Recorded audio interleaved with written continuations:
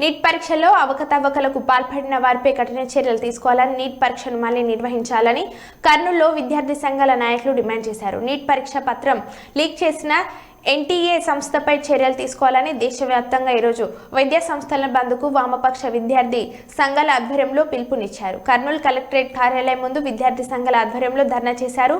కేంద్ర ప్రభుత్వం వెంటనే నీట్ పరీక్షపై సమగ్ర విచారణ జరిపి దోషులను కఠినంగా శిక్షించాలని డిమాండ్ చేశారు.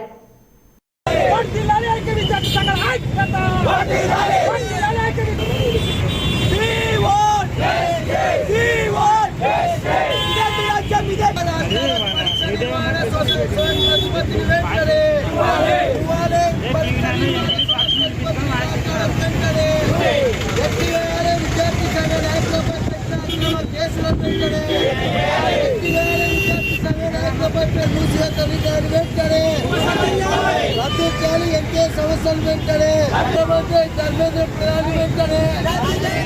అంతరాష్ట్రాలు కేంద్ర విద్యాశాఖ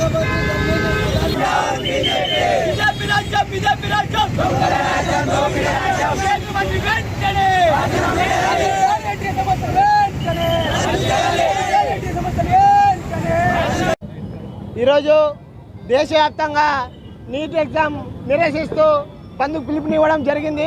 ప్రధానంగా ఏదైతే నీటిలో అక్రమాలు జరిగినాయి, పేపర్ లీకేజ్ కావడం జరిగింది.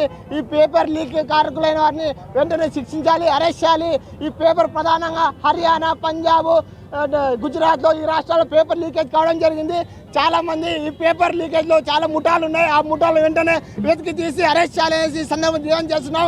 అయితే ఈ నీట్ ఎగ్జామ్ను రద్దు చేసి నీట్ ఎగ్జామ్ మళ్ళీ నిర్వహించాలి.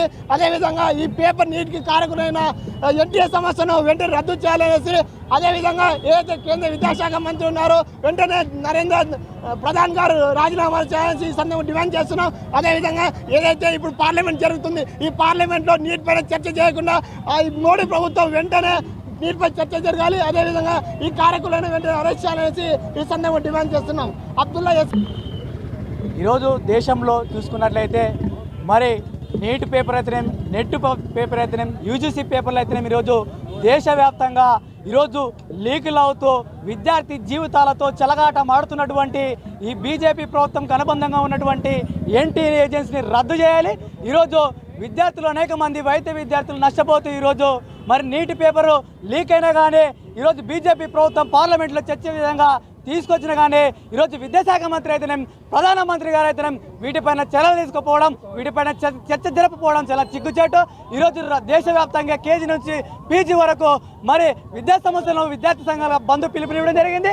ఈ బంద్లో భాగంగానే ఎక్కడైతే విద్యార్థి సంఘ నాయకులు మరి శాంతియుతంగా ధర్నా చేసినటువంటి విద్యార్థి సంఘ నాయకులను అక్రమంగా అరెస్ట్ చేస్తున్నటువంటి బీజేపీ ప్రభుత్వం ఇవిడే చెప్తున్నాం. ఈరోజు మరి ఎక్కడైతే విద్యార్థి సంఘాన్ని అరెస్ట్ చేశారో వెంటనే విడుదల చేసి ఈ కేసులు అయితే వేసారని చెప్పి మేము డిమాండ్ చేస్తున్నాం. ఈరోజు యూజీసీని మరి వెంటనే నిర్వహించాలి, ఈరోజు నెట్ పరీక్షను నిర్వహించాలి, మరి విద్యార్థులకు న్యాయం చేయాలని చెప్పి ఎక్కడైతే మరి రాజస్థాన్, బీహార్, హర్యానాలో పేపర్ లీకేజ్ జరిగిందో అక్కడ వెంటనే వరపైన కఠిన చర్యలు తీసుకొని మరి జైలు వేయాలని చెప్పి తెలియజేస్తున్నాం. నా పేరు నాగరాజు, ఐఎస్ఆర్ రాష్ట్ర కార్యదర్శి.